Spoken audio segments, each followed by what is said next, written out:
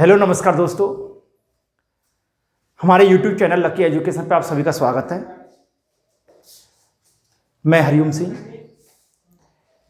जैसा कि हमारा हिंदी व्याकरण के अंतर्गत जो टॉपिक चल रहा था समास, उस समास टॉपिक के अंतर्गत हमने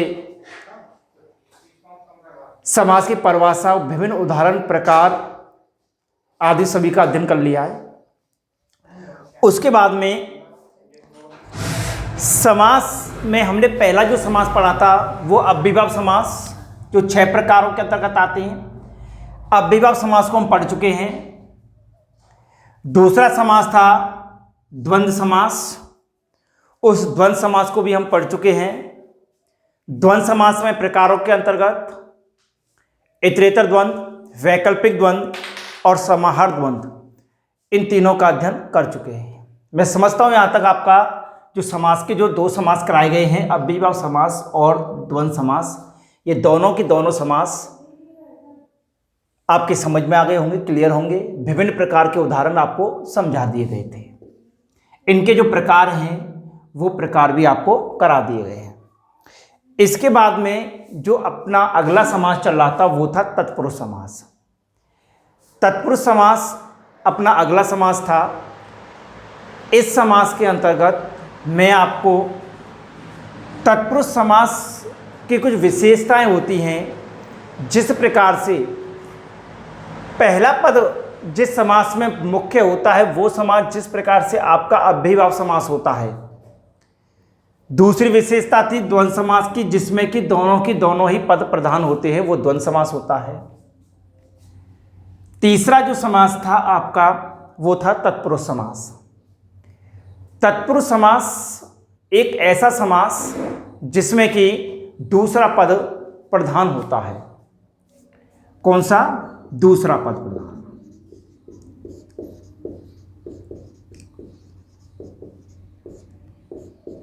जिस समास में दूसरा पद प्रधान होता है वह समास आपका तत्पुरुष समास होता है, और कर्मधारय और द्विगु समास भी आपके इसी समास के अंतर्गत आते हैं।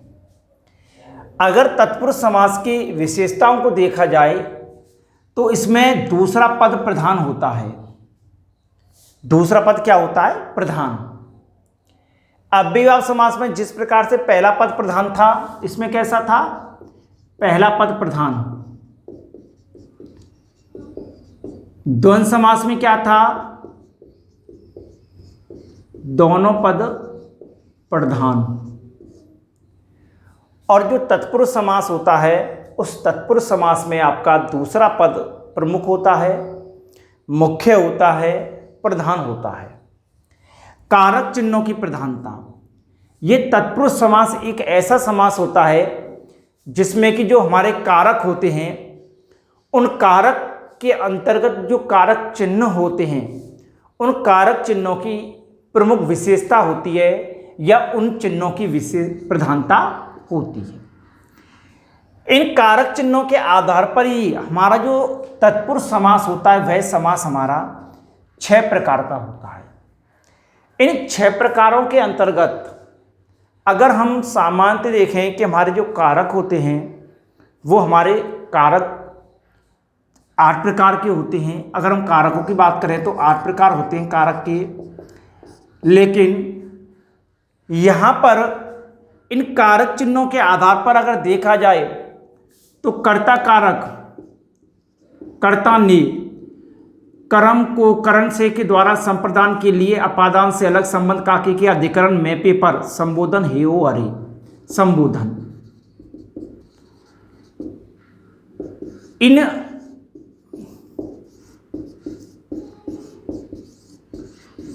कर्ता कारक, कर्ता ने कर्म को करण से के द्वारा संप्रदान के लिए अपादान से अलग संबंध काकी के और अधिकरण में पेपर। इस प्रकार से कारक जो हमारे होते हैं, उस प्रकार से जो कारक हमारे 8 होते हैं, और इधर इनके क्या होते हैं? विभक्ति चिन्ह होते हैं, कारक चिन्ह जो होते हैं। तो कर्ता ने कर्म को करण से के द्वारा संप्रदान के लिए अपादान से अलग संबंध काकी के अधिकरण में पर संबोधन हे ओ अरे। इसके आधार पर जो हमारे कारक 8 प्रकार के होते हैं, लेकिन तत्पुरुष समास में कर्ता ने इस कारक को नहीं माना जाता, हटा दिया जाता और संबोधन हे ओ अरे, इन दो को हटा दिया जाता है। इस प्रकार से हमारा कारकों के आधार पर जो समास होता है वो हो जाता है 6 प्रकार का। कितने प्रकार का? 6। कर्म तत्पुरुष समास, करण तत्पुरुष समास, संप्रदान तत्पुरुष समास, अपादान तत्पुरुष समास, संबंध तत्पुरुष समास, अधिकरण तत्पुरुष समास।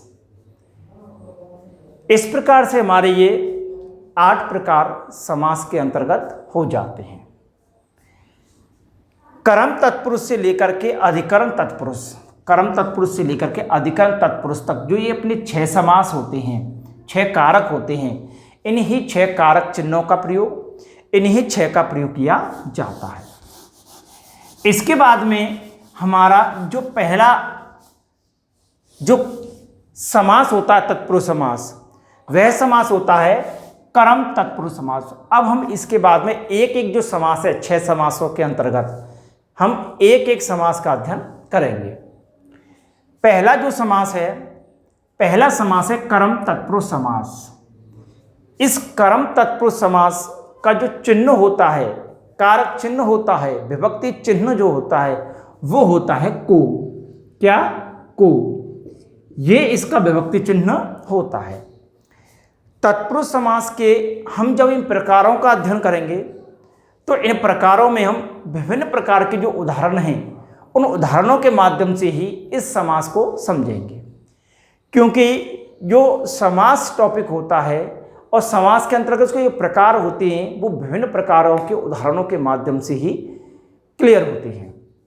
तो कर्म जो तत्पुरुष समास है, हमें पता है इसमें को कारक चिन्ह का क्या होगा? प्रयोग होता है, लोप होता है। इस कर्म तत्पुरुष समास के जो उदाहरण हैं उन उदाहरणों का हम समास विग्रह करके और हम इस कर्म तत्पुरुष समास को देखेंगे। इसलिए जो हमारे सामासिक पद हैं, सामासिक पद, जो हमारे सामासिक पद हैं, जब इन सामासिक पदों का हम सामासिक विग्रह करते हैं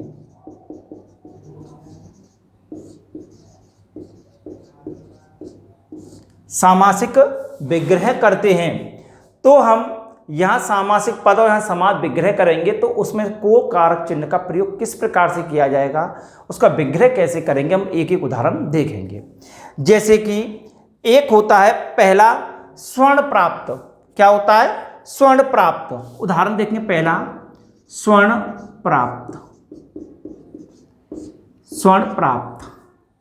अब इसमें अगर देखेंगे तो इसमें कितने पद हैं हमारे, क्योंकि कारकों के अंतर्गत 2 ही पद आते हैं और पदों की प्रधानता के आधार पर ही हमारे जो समास होते हैं वो 4 प्रकार के होते हैं। तो यहाँ पर जो पहला जो दिया हुआ है वह है हमारा स्वर्ण प्राप्त। स्वर्ण माने क्या होता है? स्वर्ण माने होता है आपका सोना। स्वर्ण माने क्या होता है? सोना। प्राप्त माने प्राप्त करना, अर्थात सोने को प्राप्त करना।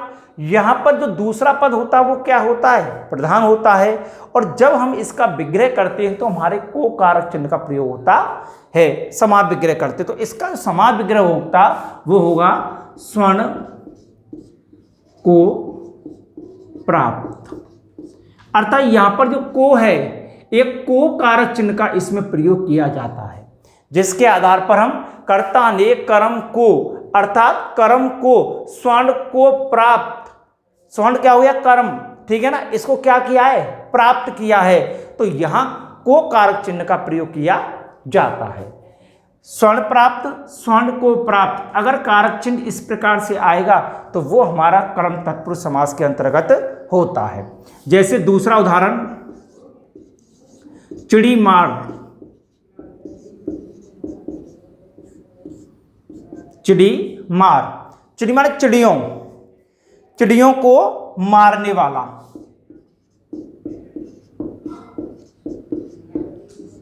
चिड़ियों को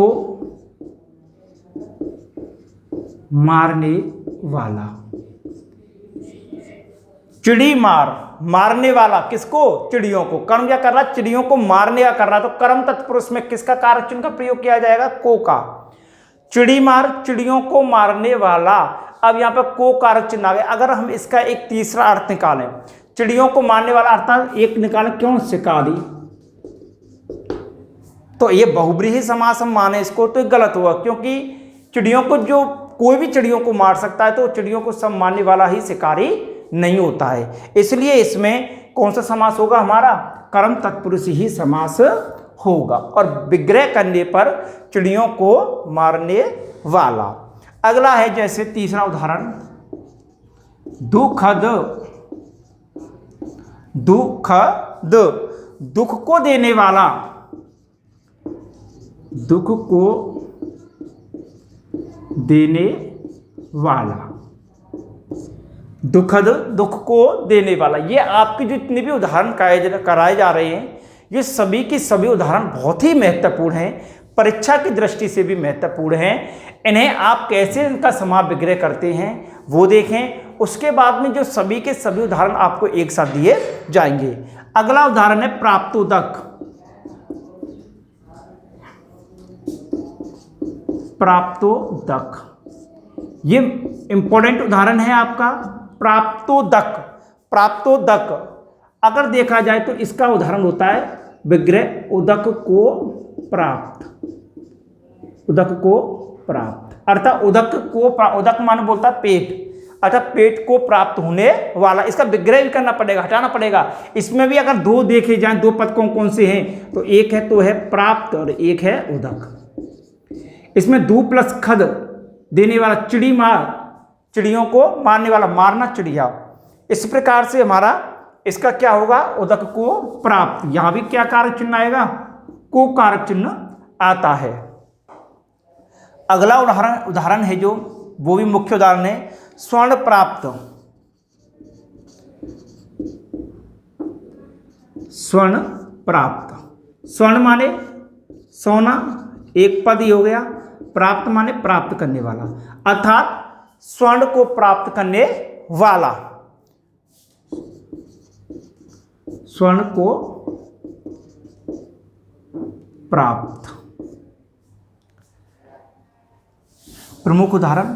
अगला है छठवां उदाहरण आपका, सब में देख सकते हो आप, सब में को कारक चिन्ह का ही प्रयोग किया जा रहा है। और दूसरा वाला पद जो है, दूसरा वाला पद ये क्या है? इसमें प्रमुख है, मुख्य है, ठीक है ना। और पहला जो है वो क्या है? कर्म के रूप में आ रहा है। अगला है चित्तचूर। चित्तचूर, चित्त माने होता है मन, चित्त अर्थात क्या बोला जाता है? मन को चुराने वाला। चित्तचोर अर्थात मन को चुराने वाला। यहां भी क्या आएगा? को कारक चिन्ह का प्रयोग किया जाएगा। अगला उदाहरण, मोस्ट उदाहरण है गगनचुम्बी।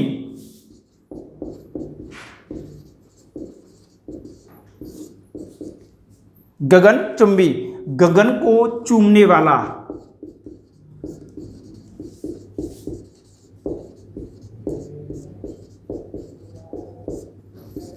यहां भी किस कारक चिन्ह का प्रयोग किया जाएगा? को कारक चिन्ह का ही प्रयोग किया जाता है, अर्थात गगन को चूमने वाला। इस प्रकार से आपके विभिन्न प्रकार के इसमें उदाहरण चलते हुए चले जाएंगे। इसके बाद एक उदाहरण रखना जितेंद्रिय। ये भी मोस्ट उदाहरण है जितेंद्रिय। जितेंद्रिय, इंद्रिय अर्थात इंद्रियों को जीतने वाला।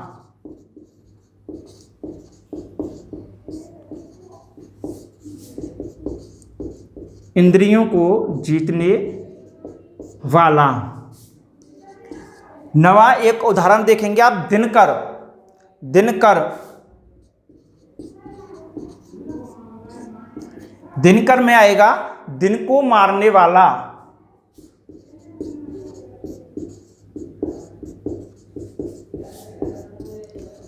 इसका एक अन्य अर्थ लिया जाए, कौन सा? सूर्य, अर्थात अंधेरे को खत्म करके दिन को समाप्त करने वाला। इस तरह से चलता है तो सूर्य के रूप में भी आ जाता है। अगला 10वां उदाहरण, शरणागत मोस्ट इंपॉर्टेंट उदाहरण है शरणागत। इंपॉर्टेंट है, कई प्रकार से एग्जाम में भी आ चुका है ये आपका उदाहरण। शरणागत अर्थात शरण को आया हुआ।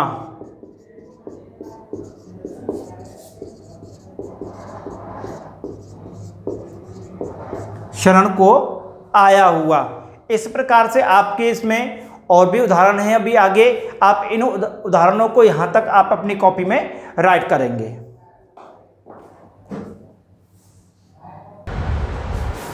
इसके बाद में जो हमारे आगे के जो उदाहरण हैं, उन उदाहरणों में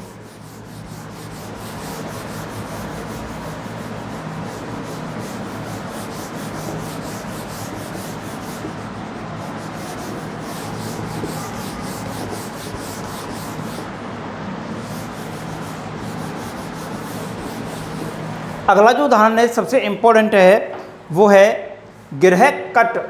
गिरह कट, गिरह कट को कारक चिन्ह का ही प्रयोग किया जाएगा, सब में समास विग्रह करेंगे। गिरह कट का होता है गिरह यानी जेव, गिरह अर्थात जेव को काटने वाला। गिरह या जेव को काटने वाला जो होता है वो क्या होता है? चोर। अब अगर तीसरा अर्थ निकाला जाए तो जेव को काटने वाला अर्थात चोर, लेकिन ये कोई एक विशेष बात है नहीं है, जो भी जेव को काटेगा वही क्या आएगा? चोर आएगा। लेकिन बहुव्रीहि जो समास होता है उस बहुव्रीहि समास के कोई एक अन्य ही अर्थ निकलता है, अर्थात जो अद्वितीय हो उसके समान कोई दूसरा अर्थ नहीं होता है। अगला जो है इंपॉर्टेंट उसका उदाहरण वो है हस्तगत। इंपॉर्टेंट है, कई प्रकार एग्जाम में आ चुका है। हस्तगत, हस्त को गया हुआ।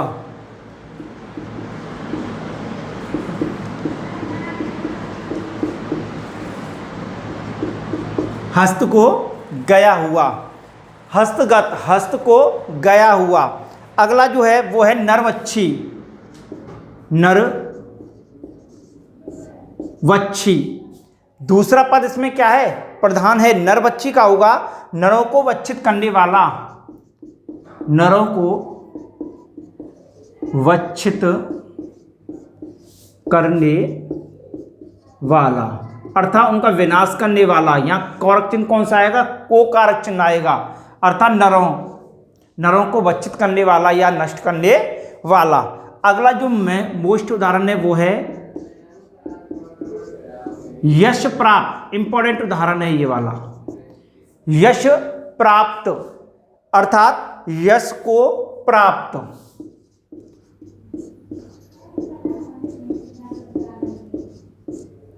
यश को प्राप्त अर्थात यश यानी प्रसिद्धि को प्राप्त करने वाला।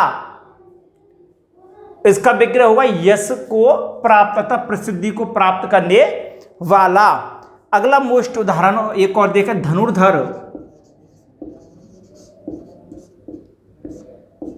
धनुर्धर, धनुर्धर का होगा धनुष को धारण करने वाला।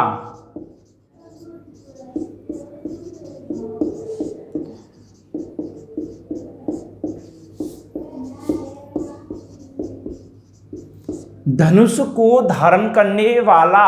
अगर एक तीसरा अर्थ निकाले इसका तो क्या निकलता है उसका? अर्जुन। लेकिन सामान्यतः जो भी व्यक्ति धनुष को धारण कर लेता है वही क्या कहलाया जाता है? धनुर्धर, धनुष को धारण करने वाला। इसलिए कोई इसका तीसरा अर्थ निकल करके नहीं आ रहा है, इसलिए धनुर्धर का क्या होगा? धनुष को धारण करने वाला। यहां पर भी किस कारक चिन्ह का प्रयोग किया गया है? को कारक चिन्ह का प्रयोग किया गया है। अगला है विकासोन्मुख।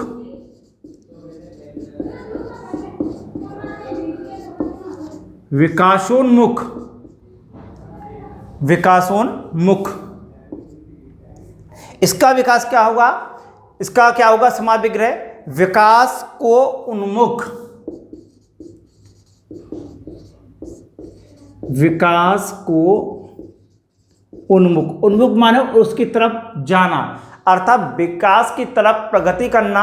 यह क्या कहलाएगा? विकासोन्मुख। और इसमें भी किस कारक चिन्ह का प्रयोग किया जाता है?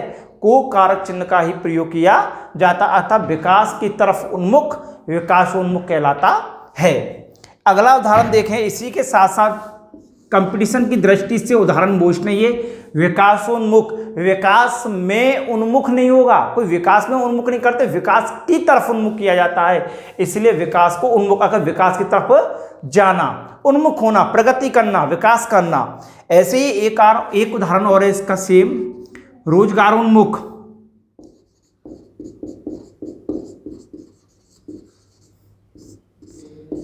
रोजगारोन्मुख अर्थात रोजगार को उन्मुख,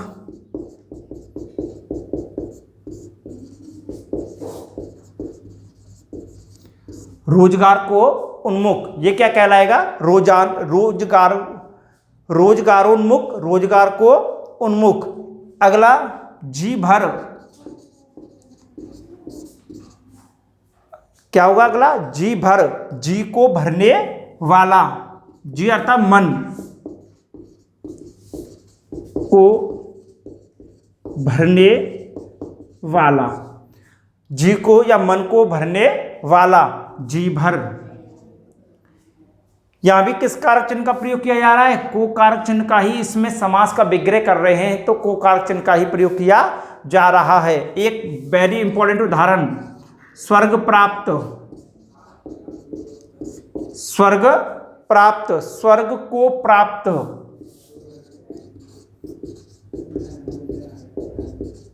स्वर्ग में प्राप्त ना होकर के इसका क्या होगा, स्वर्ग को प्राप्त, वो कहलाता है क्या, स्वर्ग प्राप्त।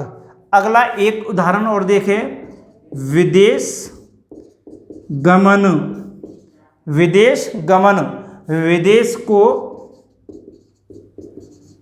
गमन, यहां भी किस कारक चिन्ह का प्रयोग किया गया है, को कारक चिन्ह का प्रयोग किया गया है। अर्थात जो ये समस्त जो कर्म तत्पुरुष समास होता है, इस कर्म तत्पुरुष समास में को कारक चिन्ह का ही प्रयोग किया जाता है, और जब समास विग्रह करते हैं तो को शब्द का उसमें प्रयोग किया जाता है। इस प्रकार से तत्पुरुष समास के अंतर्गत जो आपका पहला समास है कर्म तत्पुरुष समास, वो कर्म तत्पुरुष समास आपके यहाँ पर इसके विभिन्न प्रकार के उदाहरण क्लियर हो गए हैं। इन्हीं उदाहरणों में से आपके एग्जाम में कई प्रकार के क्वेश्चन बन करके आते हैं। ये एग्जाम्पल मुख्य एग्जाम्पल होते हैं। आप इन सभी एग्जाम्पल को यहाँ पर अपनी नोटबुक में लिख लेंगे।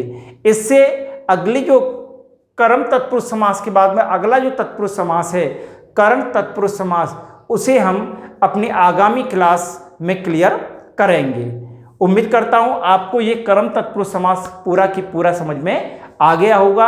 अगर तब भी इसके बाद कोई भी आपके उदाहरण है, उन उदाहरणों को आप कमेंट्स बॉक्स में दे करके वहां उनका समाधान हासिल कर सकते हैं। जय हिंद, जय भारत, धन्यवाद।